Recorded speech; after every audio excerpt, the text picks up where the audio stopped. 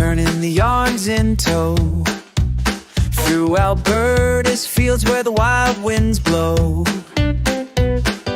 Connie threads tales with Helen spin. Kim's got the tea, let the chatter begin. The Abiaks, they weave the sound of yarn and fiber all around.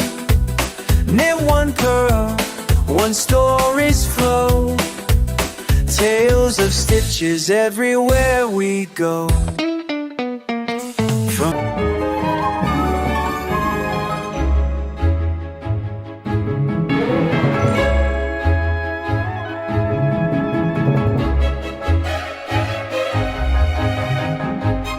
Where'd you go? Agatha Christie. Yes! Trouble with Agatha Christie's estate or whatever. So he loved Agatha Christie, and he always said, if I ever had a farm, he said, if we ever had a farm, we should call it St Mary Meade Farm. I gotta ask her because St Mary Meade, I know where they are. There you go. Do you think Miss So we need a Miss Marple. You need right? a Marple. We need a Miss Marple. So we have, themes of names here. Like right now, actually, I'm working with Beatrix's wool. Oh. And so Beatrix, Beatrix Potter. Yeah. Right, heroine of the day, saving the Herdwicks. And so when her first baby with us, we named her Miss Potter. And then this year, she had twin girls, so we named one Jemima, like Jemima Puddle Duck, and Miss Tiggy Winkle. So, and we don't tag. We stopped tagging, and so we register them and we save their tags. Right. And in a special lock box with their names on it. So I always have their registered tags, but we have collars on them with their names. But I got to tell you, so we usually do this, like, Miss Potter, brackets, 23 Ann or whatever her number is, and brackets her mom, Beatrix. But imagine doing that with Miss Tiggy Winkle. She needs to have a neck about this big. We need a two-liner. Right? So if she has triplets, it has to be Flopsy, Mopsy, and Cottontail. Right. Okay, next year, let's see what that girl can do. Right? Let's see what that girl can do. They're looking at us going, what are you guys laughing at over there? Oh, yeah. You're like, you're supposed to be admiring us. Do you want to see them first? Oh yeah. So hey, we'll do everything and anything. Cotswolds are rare, and colored Cotswolds are even more rare. And so we have a lot of colored rares, and so we use the colored rares primarily. Little girl, for example, you can see she's Beatrice Tots. Yeah. And there were 4 of them. There are 3 that look just like that. Okay. All right. Yeah, I tried that. That didn't work either. It's okay. Mom said we could be here. What? Hello? You gonna come say hello? Hello? Oh, look at you. But they're a really beautiful, docile breed, and the boys are even friendlier. If you weren't going to breed, I'd think you'd have little Weathers and boys.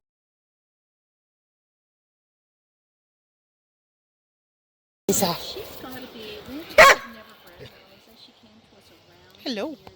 Aww. And so I think that, she's probably about 13 or 14 now. Oh, wow. Now this afternoon, actually, we're going to bring Liza in with the front group. We have some stuff to do with the sheep this afternoon, and we'll... Okay.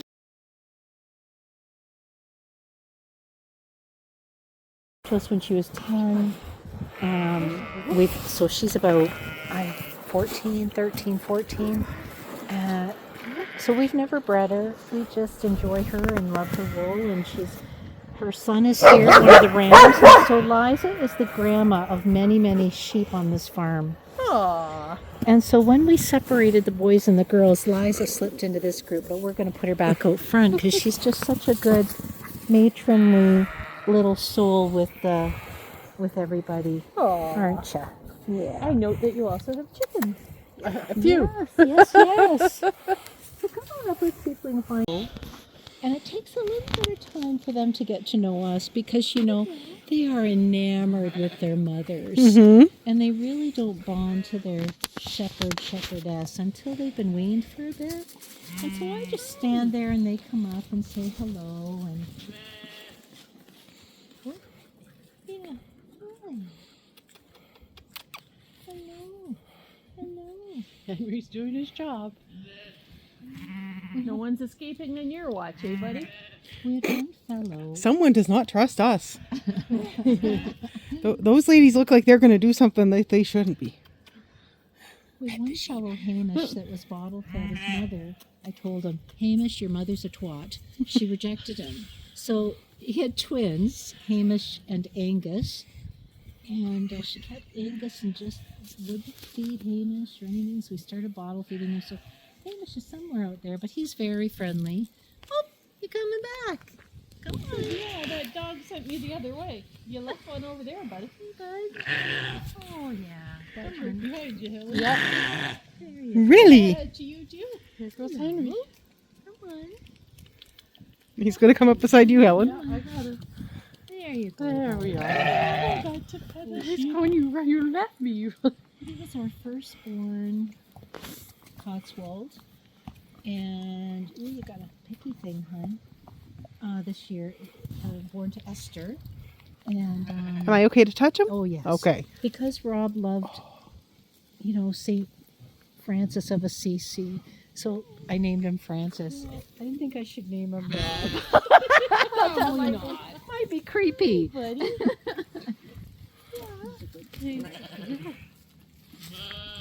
I'll tell you, the way to get a sheep to love you forever is to rub their chests. Oh. Okay, now we know the sheep secrets. That is the secret Not the ba to- ba you or ba ram you. Boy. How old is he? So he would have been born really like May 2nd or something like that. This year? Yeah, Oh my goodness. yeah. Well, They get your don't ball. slack on the growing. And actually they're slow. Now we're getting somewhere. Exactly. And so the shearing system is actually built by the side of the mill so that we can just Makes sense. Makes sense. get the Perfect fleeces sense. right in. Apparently they're being told to go down and say hello. Well, they are now. Bring them here, Henry. He's not supposed to work when I don't ask, but we'll let him away with That's it for a this border time. thing. But he's still. Okay, Henry, it's okay. That'll do. Henry, that'll do. That's a good Are boy. you sure, Mom? That'll do. You just hang out here, okay? I just love the freedom they have just to sort of come around and see everybody and see everything. Oh, now you're all covered. Look at that. Look at them all. Well, I guess at some point we really should go take a look at the mill.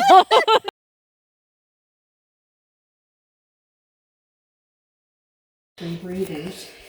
He didn't, you know, really have capacity to do anything with the wool. So for a couple of years, I bought the wool from him. So this is actually about at least a year-old wool. But anyway, so you know, I get it like this from him in a bag, and then he has actually tucked it in and whatnot, put it into a big roll. And so and he has done the initial skirting, which you've seen already on shearing day. So then I would actually just come along and do another skirt on it so that it can get through the mill. So this is a typical Cotswold fleece. It's heavy, it's long, it's got a lot of lanolin in it, so it you know, it has its sort of own specifics around actually how to deal with it. And it's a big one. This particular one is 11.5 pounds. Wow. And that would be fairly average for a Cotswold. And so that's kind of what we That's almost a start starter, isn't it? with. So you can see the long locks that we start with, right? And they trap, because there's a lot of lanolin, they do trap quite a lot of musty stuff. And so, but that's our starting point. When they sell the fleece, is Yeah. it sold the unskirted weight or the weight after skirting? After skirting. Okay. But that still means you're going to have stuff that you need to take off, and so that's not a final weight. But Yeah. yeah, it's usually skirted. Okay. I would not buy an unskirted fleece for the mill. It's just too much work, right? Yeah. Too much work. So that's kind of a typical Cotswold fleece, what it would look like at the beginning. Is this Beatrix? Yeah, She that's is Beatrix. so soft. And so, her final. So what I do is, because in my process, because it's got so much lanolin, is that I kind of take off the main stuff that's awful, that's not gonna wash or clean up nicely, and then I run it through the whole process.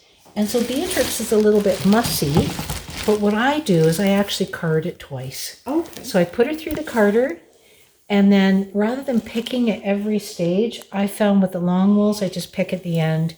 Now she's pretty mussy, but you know, by the time I do a little bit of hand picking and put her through again, I just she'll wanted be to see how fine. the staple was. So you She's can got a see- beautiful long draft. She does, and all the Cotswolds do.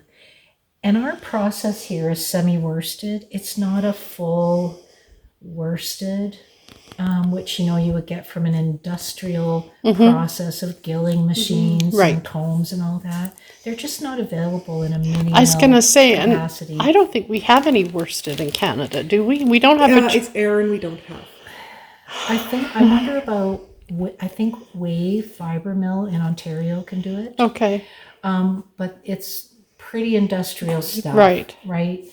So to be able to get gilling machines, and gilling machine you can get at a mini mill level, but you can't get the comb. So even a Right. gilling machine will only produce a semi-worsted, right? So I know that we are not producing a fully worsted product. We can't. And some people may have trouble with that, but most of the actually all of the spinners that I have talked with feel that a semi-worsted versus a worsted, the actual drape on a long wool isn't going to vary that much. So, Once it blooms, it's really minor. right, that's the sense I get from weavers and knitters and spinners. And so the sort of finessing around the processing, I think, you know what, we got to start with what we have. It's like DK to sport, or sport to DK. I mean, they're so Okay. close. So, you know, Petting Such a cloud. change in color. yes, yes. It's like petting a cloud. So I love that. Has not been an easy process. There's nobody that's got a book on processing long wool. And it has taken 3-4 months of lots of trial and error to get the exact process down to science in terms of washing, carding, picking. You know, Cotswold is incredibly long and light. That has its own challenges for picking. So we had a small picking sort of house, and we ended up having to go for a greenhouse because it allows the fiber to shoot farther away from the machine. It was getting sucked back in because it was so light. Like I'll show you what I mean. This is Brit's a lamb. Now she's been just washed. That's it. Washed and dried. So this is her lamb. This is Brit's lamb fleece. So this is her. Oops, it's a little bit. This is her lamb staple, Brit. So she is a purebred Cotswold.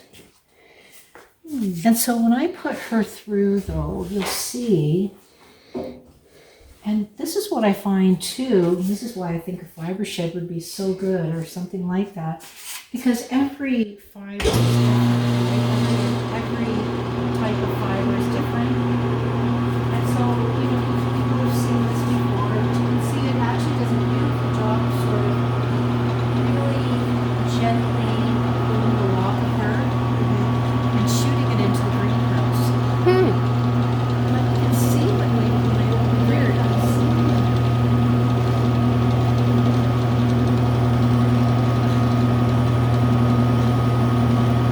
what I was getting was so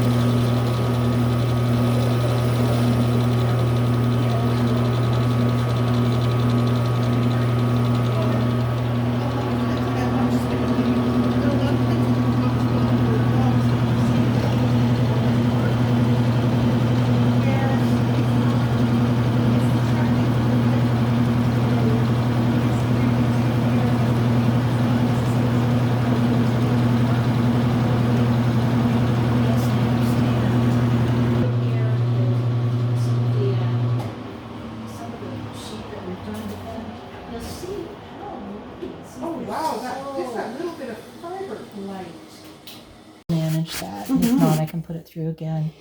And a lot of this stuff gets dropped out in the process, but you see how light it is? So it has its own challenges in terms of, processing for sure. So that has been a set of interesting challenges, but down here, This is Mary. And you know what? And I always send a bio. Yeah. And I love to, I always send a bio along. This is Paddington. He's a 3/4. But then this is Polly, and she's Lamb. Polly the Lamb. Oh, now here's your test. Okay, Polly's mother is Molly. Okay, aunt is Dolly. Half sisters Holly. Okay, are we getting there? Yeah. It's a test. And I'll just show you a little bit of some of our locks, our beautiful Cotswold locks, that will do some stuff. But I want to show you just the difference here too in terms of, so these are meat breeds. One is Canadian Arcot, one is mixed yarn. It's a beautiful spinning yarn. Well, and this doesn't look like it. In quilting, they call it a beard. Yeah. Where you'll almost get bits of the bat that'll kind of poke through. Yeah. So they talk about it's the beard, isn't it, Connie? I think if I remember so. It? And this doesn't feel like it's got one of the ones that some of them you almost find scratchy. Right. If they poke through. Yes, I understand. The fiber. Right. Or the fabrics. Well, And the ones we have are much more like that. Yes. They're much more like this. So we use in the mill. Right? Do you know unicorn? Power No, Scouts? my No. granddaughter just loves unicorns. So Oh right, I have a unicorn. Does she? You have a They sent unicorn? me a stuffy one with the unicorn product. If you'd like it, please. Could you let's not leave without that because Lovely. I might not remember. The thing about grief, right? You just can't remember. oh, that is beautiful. It is. Okay, and that was one of Roland's, which means it started like the one on the table, pretty mussy looking, right? Wow. This, if you carded it with some stellina in it, Oh, right. would just be I like, can't do the stellina though, so do it without the stellina. okay. Should One write of it each. down because. But I was just thinking like a little bit of spark, or even if you almost make it so it just looks like the moon on the ocean. Yeah, look at those two together. They're just So, beautiful. That's interesting because what I had thought.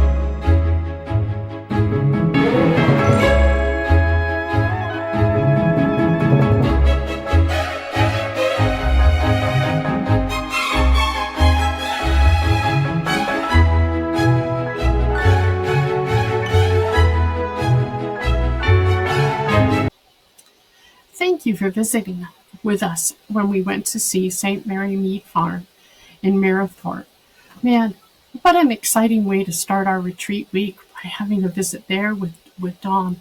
And thank you, Dawn, for hosting and sharing with us the things that are going on in your life and how much positivity is coming through. We thank you for that and for the support that you're showing to other fiber artists across Alberta. St Mary Meade is one of 3 Cotswold farms in Canada, and it is the largest, which is exciting that this breed of sheep is being sustained and kept alive. And there's just so many different breeds out there. Most of us only hear and see merino, but it was so nice to be able to touch and squish and see all the processing and the changes to the color and the fiber as it goes through that processing. Now, Dawn does have not only in the mill, but she also has a small shop where she does try and highlight some local artisans.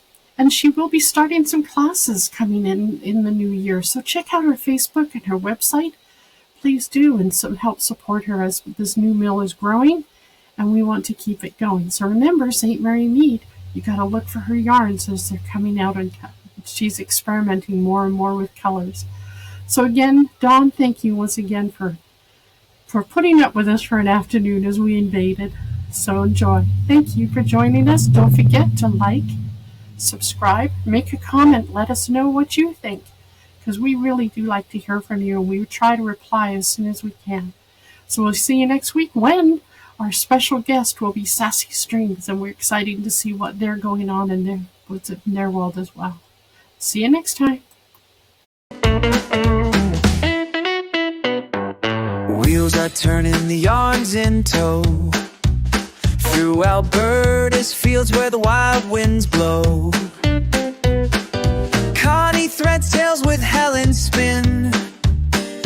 got the tea, let the chatter begin. The Abbey acts, they weave the sound of yarn and fiber all around. Knit one pearl, one story's flow, tales of stitches everywhere we go.